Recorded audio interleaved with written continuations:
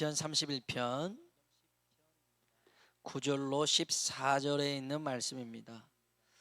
시편 31편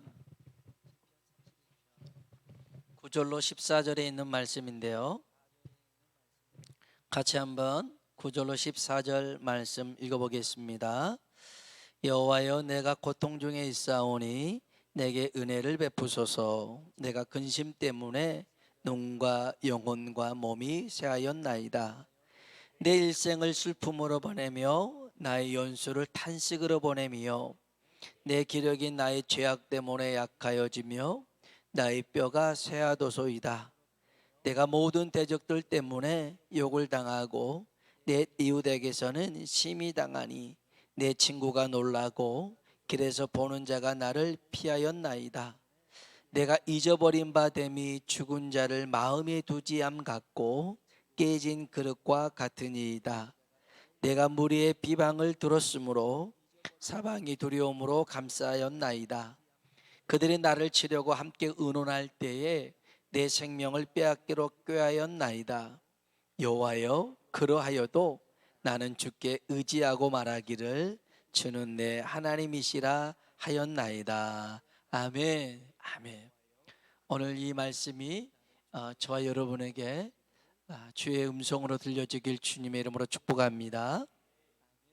시편 31편은 지난주 새벽 예배 때 나눴던 말씀인데요, 이 시편 31편을 보면 이 다윗이 얼마나 깊은 영성을 소유했는지를 알 수 있습니다. 우리 31편 5절 한번 볼까요? 31편 5절 같이 한번 읽어봅시다. 내가 나의 영을 주의 손에 부탁하나이다.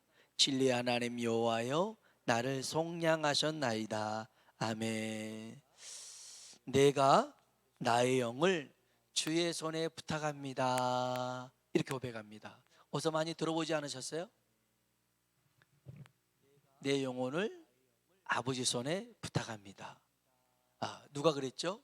예수님이 십자가에서 했던 말씀이에요.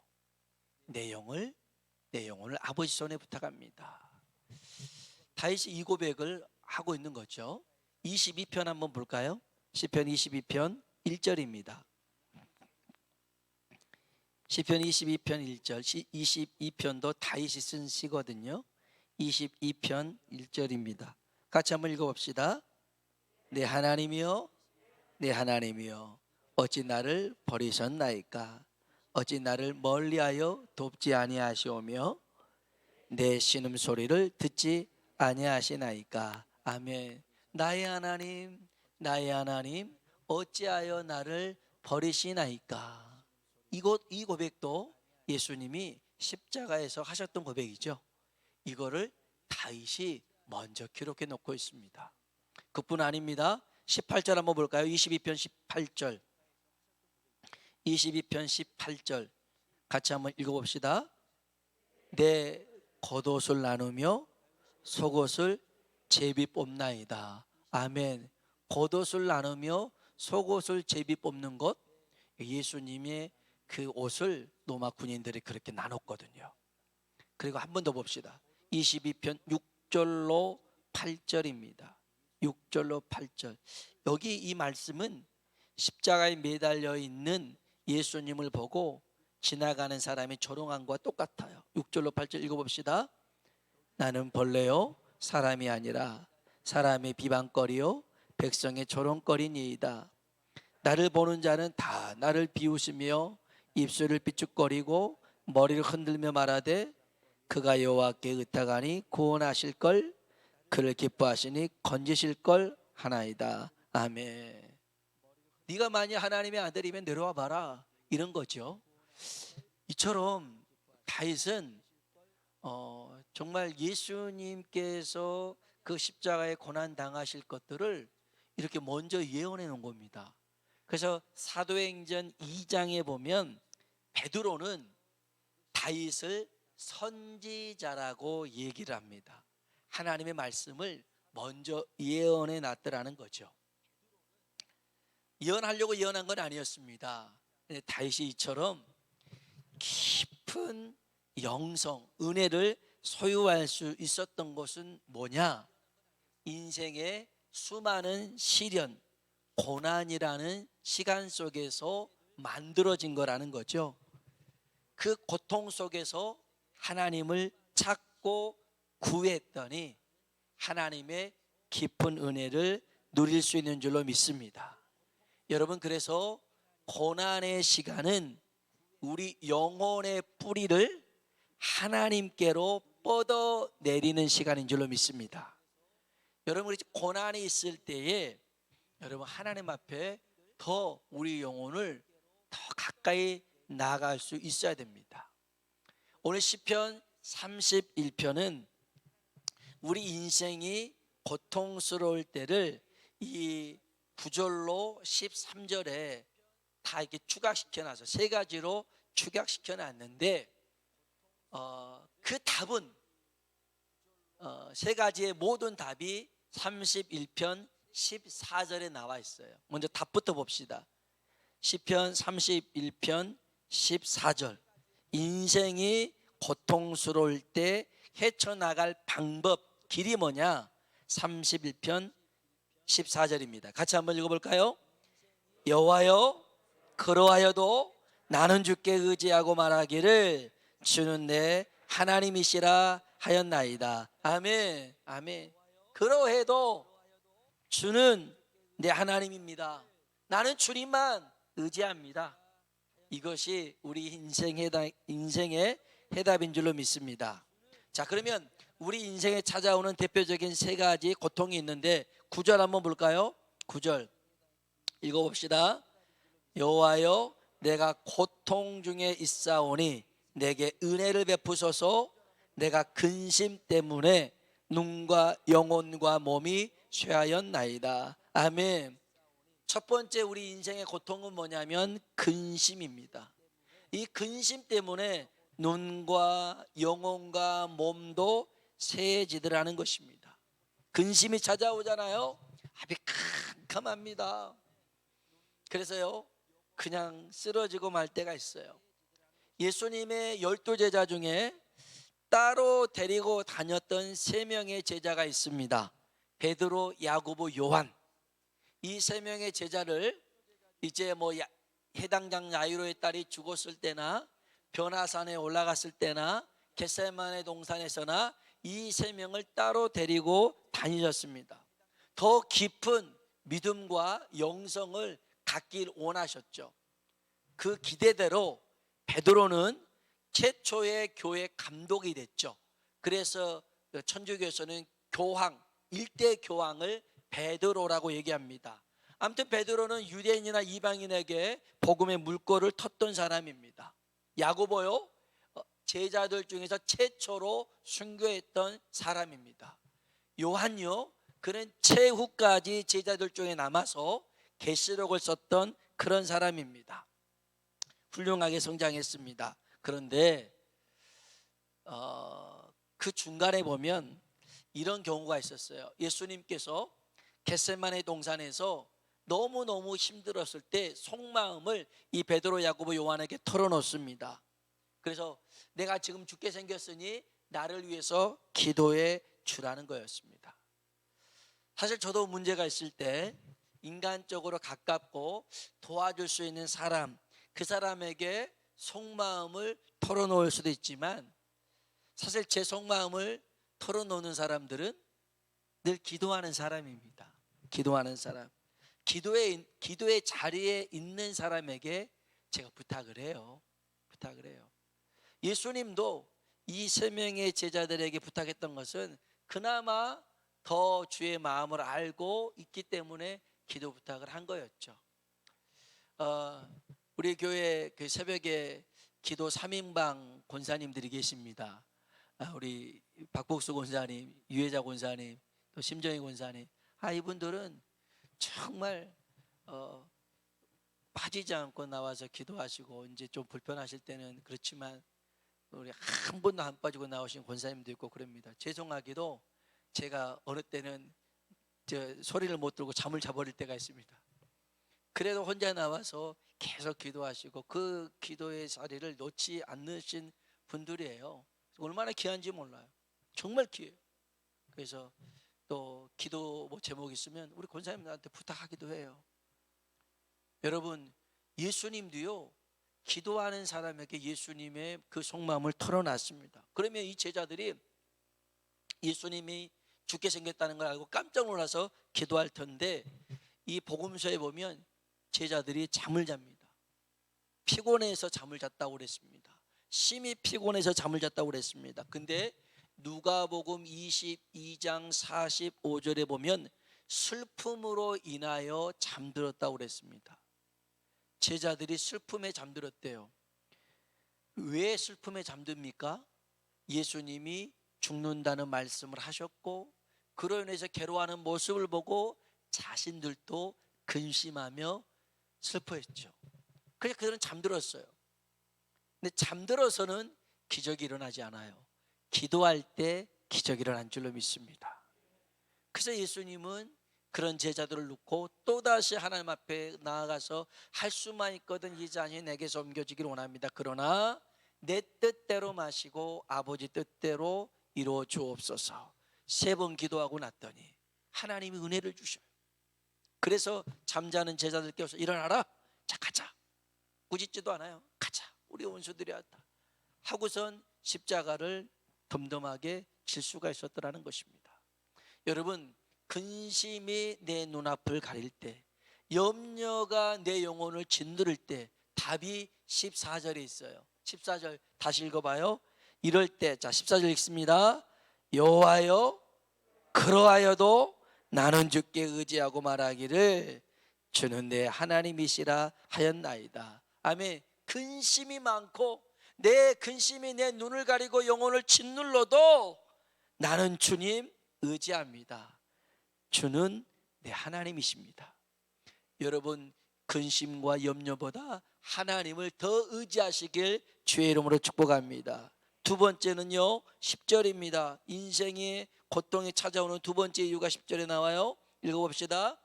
내 일생을 슬픔으로 보내며 탄식으로 보내며 내 기력이 나의 죄악 때문에 약하여지며 나의 뼈가 쇠하도소이다. 아멘. 내 기력이 나의 죄악 때문에 약해집니다. 나의 뼈가 쇠하여집니다.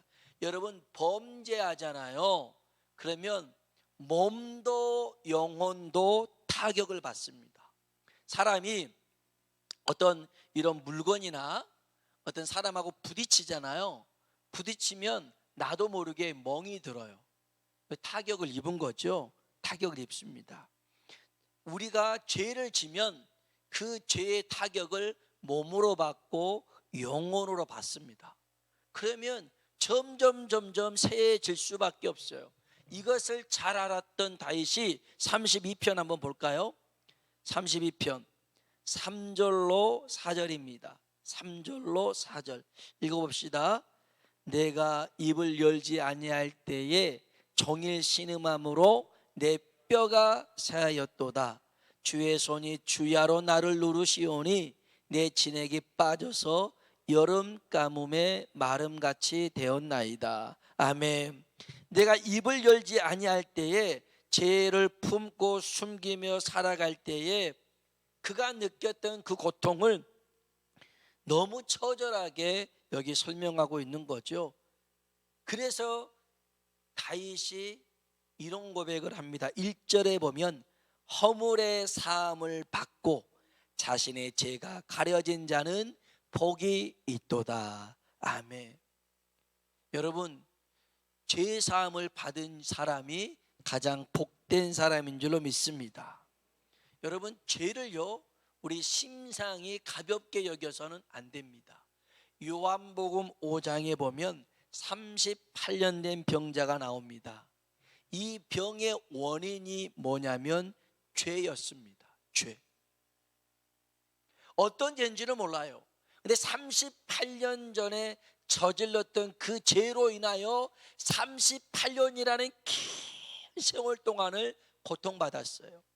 그래서 예수님이 다시는 병이 발병하지 않도록 죄를 짓지 말라라고 이 사람에게 얘기해 줍니다.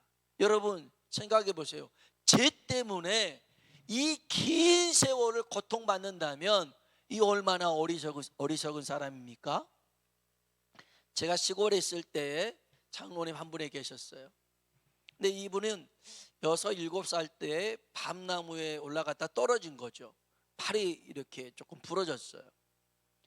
근데 이제 팔 부러지면 이제 병원을 가든지 그래야 되는데 너무 시골이다 보니까 병원도 없고 막 그래서 할아버지가 대충 뼈 맞춰서 됐다 그렇게 해버린 거죠. 그런데 이분이 이제 보통 우리 건강한 사람은 이렇게 앞으로 나란히 하면 이 부분이 이렇게 볼록 튀어나오는데 이 팔꿈치가 옆으로 가잖아요. 근데 이분은 이 팔꿈치가 위로 하늘을 향했어요. 이렇게 장애가 돼버린 거예요. 그때 이 할아버지가 제대로만 병원에 가서 치료만 해줬더라면 괜찮았었는데 이게 이제 팔 장애를 갖는 게 되었죠. 그래서는 평생 동안 다른 사람 앞에서 자신감 있게 살지를 못했어요. 늘 위축됐고 의기소침했고 핸디캡을 가지고 그렇게 살았던 분이었어요. 그래서 그 얘기도 굉장히 저한테 조심히 꺼냈었는데 생각해 보세요. 그때 제대로만 치료했더라면 얼마나 건강하게 살았을 거 아니겠어요?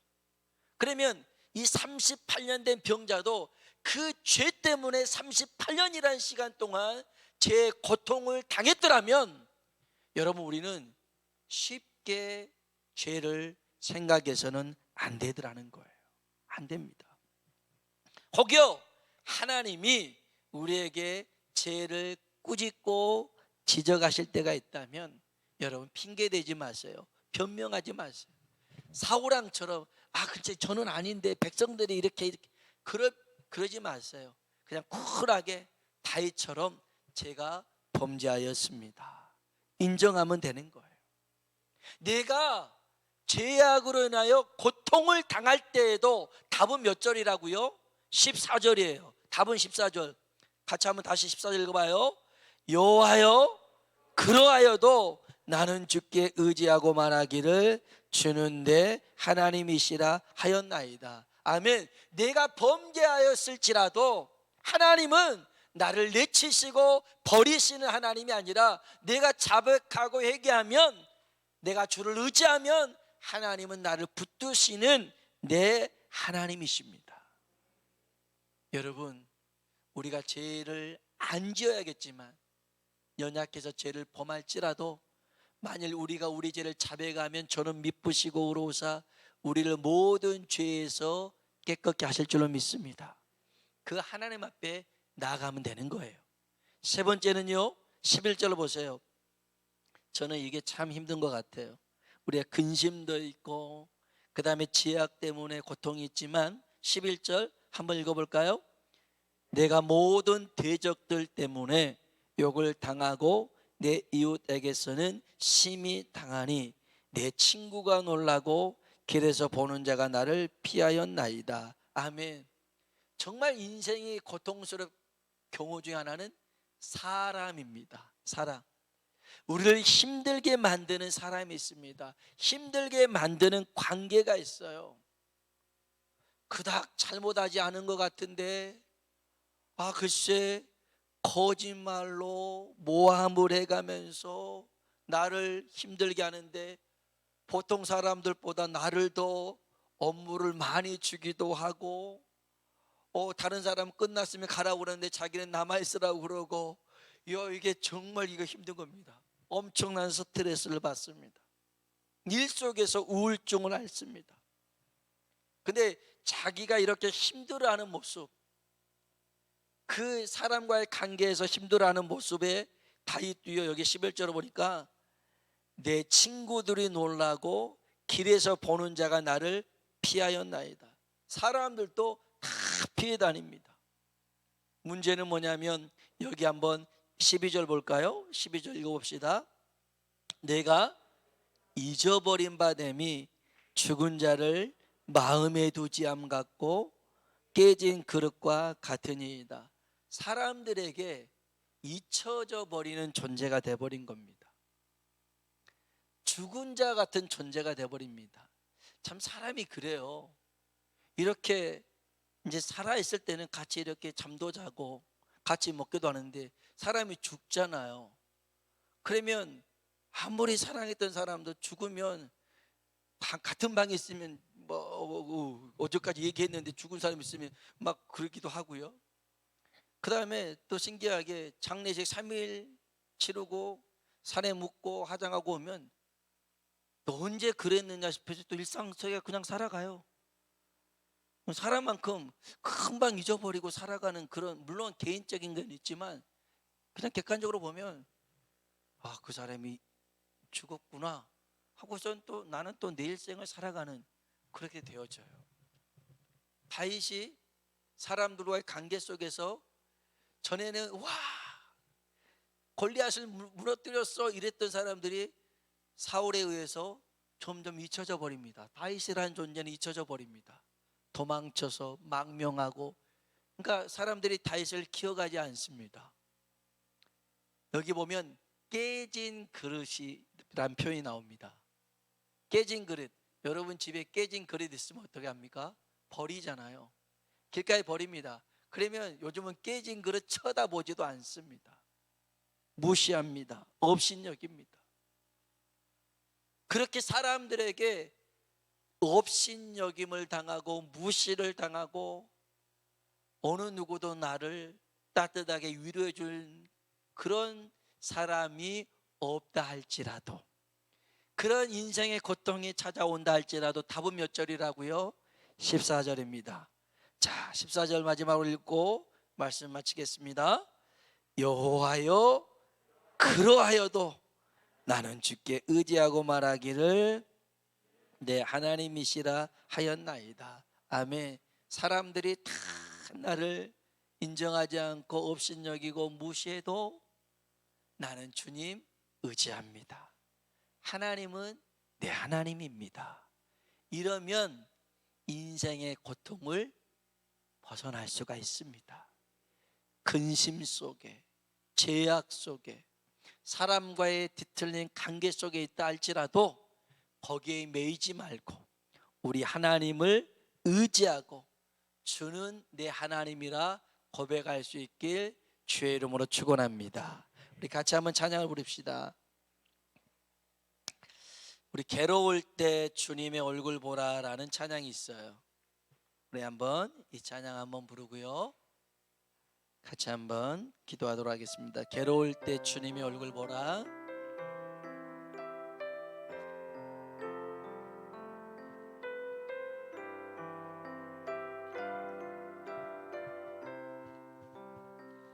괴로울 때 주님의 얼굴 보라. 평화의 주님 바라보아라. 세상에서 시달린 친구들